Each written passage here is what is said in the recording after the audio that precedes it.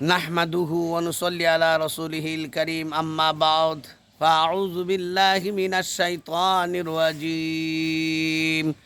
আলহামদুলিল্লাহ, বরাবরে নেই আমরা আশরাফনগরে আসিয়া শরীর চর্চা করার জন্য আল্লাহ তৌফিক দান করছেন। সকলে বলেন আমিন। আজকে পর্ব হইল মাসনুন দোয়া।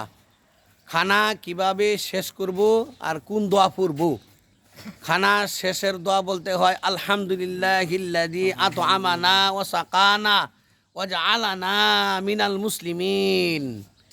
এই জন্য খানা শেষ করার দোয়া হইল এইটা। আর যখন খানা খাবো, যখন খানা একটা দানা ফুরিয়ে যাইব, ওই দানাটা আমি বাম হাতে উঠাইয়া ডান হাতে তালার মধ্যে নিয়ে খাইবেন, তাইলে চোখের পাওয়ার বাড়বো। সুবহানাল্লাহ, চোখের পাওয়ার বাড়ে। এই জন্য হুজুর আকরাম সাল্লাল্লাহু আলাইহি সাল্লাম এই হাদিসে বলছে, আল্লাহ পাক রব্বুল আলামিন আমাদেরকে সুন্নত মোতাবেক খানা খাওয়ার জন্য তৌফিক দান করুক, মাসনুন দোয়া কোরআন পড়ার জন্য তৌফিক দান করুক। আমিন। আসসালামু আলাইকুম ওয়া রাহমাতুল্লাহি ওয়া বারাকাতুহু। ওয়া আলাইকুম আসসালাম ওয়া রাহমাতুল্লাহ।